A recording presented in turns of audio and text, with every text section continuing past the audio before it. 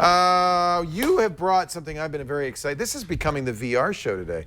I'm very excited about this. The Oculus Rift, when it first came out, and I had the developer edition that was on a Kickstarter. Yep. I've had all of them. I bought, was able to get one because I bought the Kickstarter, so they sent me the headset. But it felt like it was missing something. It didn't have the touch This is what it was missing. Yeah. This is what it was missing. At launch, HTC Vive, which... Those have controllers? Those have touch controllers. PlayStation VR has touch controllers. Yeah. The difference is those systems have like basically a wand. It's kind of like a big tube that you hold on to. These actually cradle around your hands in a really nice way. They have kind of a gun-style grip built around. You have some joysticks here. And they actually have sensors in them that can sense when you're pointing your finger out, doing thumbs up, making a fist, or anything. And what's best is, even though I don't have these little straps on, and if you're going to buy this and if you're going to play with it, you really should, but you can actually rest your fingers and you're not going to drop anything. Or if you have those sticks from the HTC Vive or PlayStation VR, you let your fingers go, you drop the controller. So this is honestly a smarter, more ergonomical design as well. Well, let's play with them a little bit. You brought your virtual reality rig. You have a nice Asus system. Yep, brought this straight from my apartment. Got your Oculus there. I have to say, I have both, obviously, and we've been using the Vive a lot more just because it has those controllers. Are there apps out that take advantage of the Oculus Touch controllers? There are a lot of apps. Now, when Oculus first launched, there weren't very many games to play. Now there's a lot of stuff. I think one of the ones that shows off some of the capabilities of the system the most is called VR Sports Challenge. It was funded by Oculus Studios, and they have a bunch of different mini games. You can actually play some dunk contest. You have a little three-point contest. There's a home run derby, things like this. And then if you want to get a little bit more serious, you can actually play like a full sports game. And it's really kind of shows how natural some of these things feel. Now, picking up a basketball like this, with essentially what is a trigger, isn't the same as gripping a ball, but it's really, really fun. Whoa! Yeah. You've been practicing, dude. 3-pointers. Well, not practicing enough. Back behind the belt. Yeah. You should have stopped at the first one. Yeah, but you should definitely have stopped at the first one. But it's a lot of fun. And so how close to that actually shooting a basket is it? Is it pretty close? It's not quite there.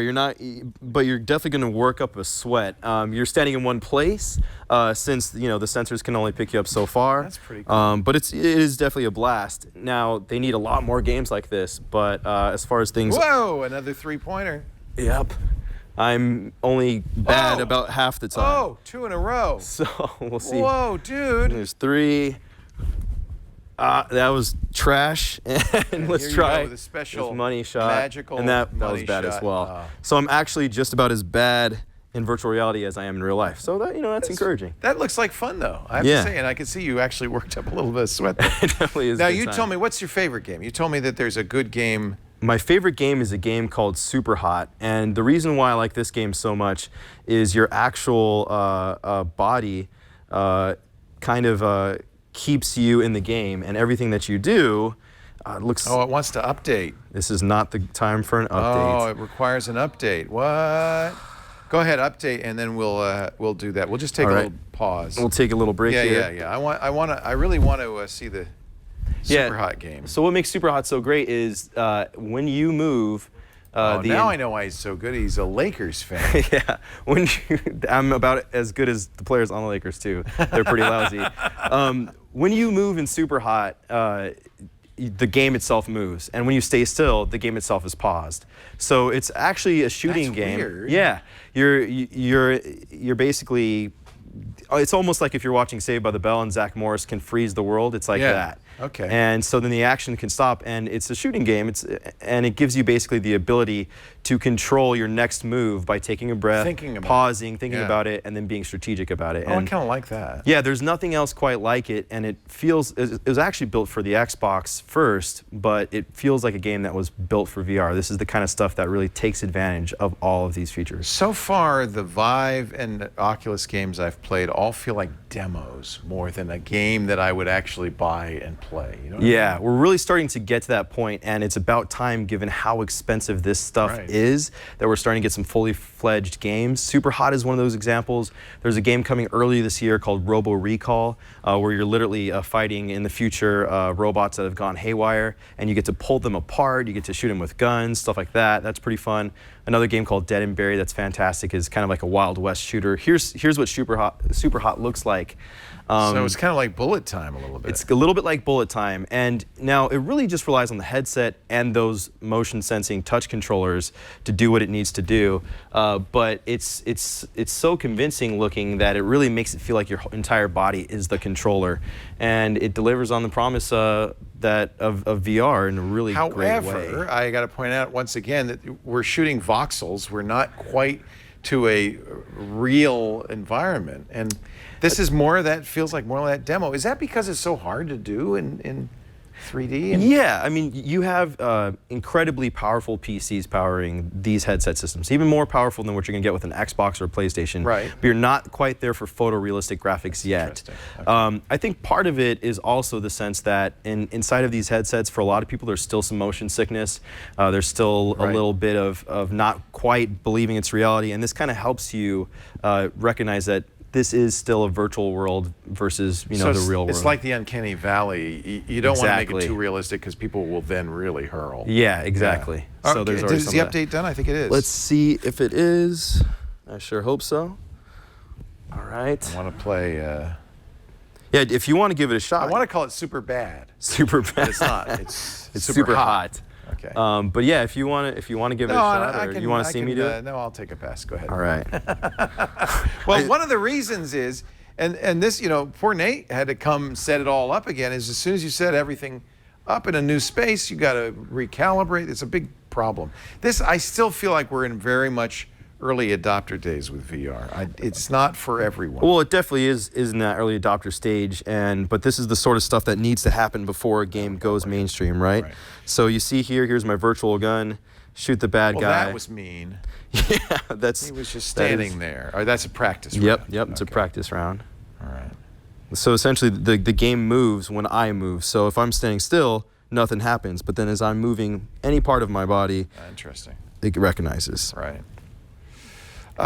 It does strike me that they could make it more realistic. So I think it must be, as you said, they're just nervous about being too realistic. It might be too real. I think that's definitely a part of it, but also when you're building a game, you have to think about the resources that it takes to build a game. And for a AAA title on maybe an Xbox or a PlayStation, they're spending millions of dollars and years to do this. And these systems, as cool as they are unproven.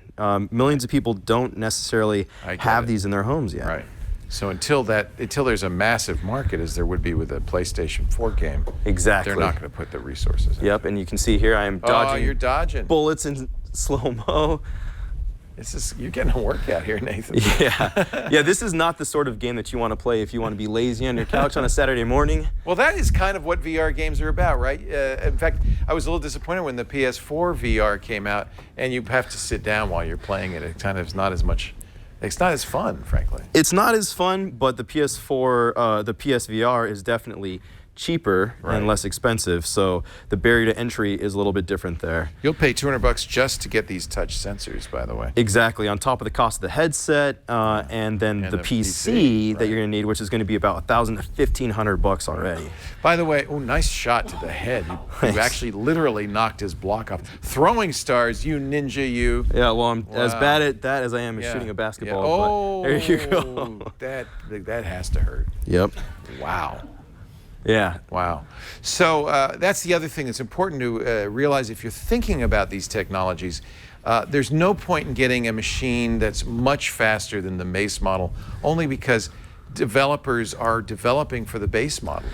They're not making games that require more than the minimum requirements. Exactly. What I have here is a Asus that's fully configured and built for Rift, and you can actually pick it up on Oculus's website. Rather than spending like thousands of dollars and building my own PC, just get basically what's available because it's going to work. How much was this Asus? I believe it was $1,200. Yeah. Yeah, so that's a lot better. We spent, I think, $5,000 to get. Oh, you got two guns now. Yep. To build the ultimate virtual reality game machine. But we went all out, and as I learned, and Ryan Shrout kind of confirmed this of This Week in Computer Hardware. nothing takes advantage of that higher end stuff that we put in there. All the games look just as good on the base model. Exactly. I mean, if you want to be able to brag to your friends and say you have a more powerful PC, well, that's true. There's that. But in terms of making it a better game to play, there's not much you can do here. So obviously, if you already have an Oculus Rift, you're already in. You should get the touch controllers. If you have a Rift, this is what you need. It's a no-brainer. It really makes the experience what it should have been from launch. Right. It's kind of disappointing that it took so long for that to come out. But the fact of the matter is that these controllers are what you need to have the full VR experience. And even though it took them longer, they are better controllers, in my opinion, than what you're going to get with HTC Vive or PlayStation VR. Is this a fun game, though? Are you actually having fun?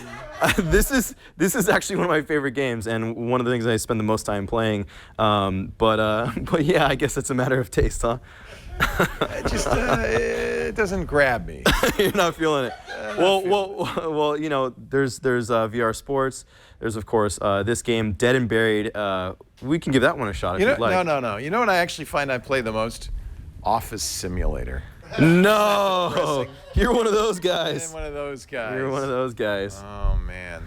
Yeah, one of my favorite games for PSVR is Super Hypercube, and that it also has a similar kind of abstract neon style. And sometimes my friends think I'm crazy for playing it so much. Well, so we loved Tilt Brush on the Vive. All the artists in the studio were playing with that. Anthony did some great stuff, and I'm told Alex Lindsay, who's played with the Oculus Touch, and there's a 3D modeling app.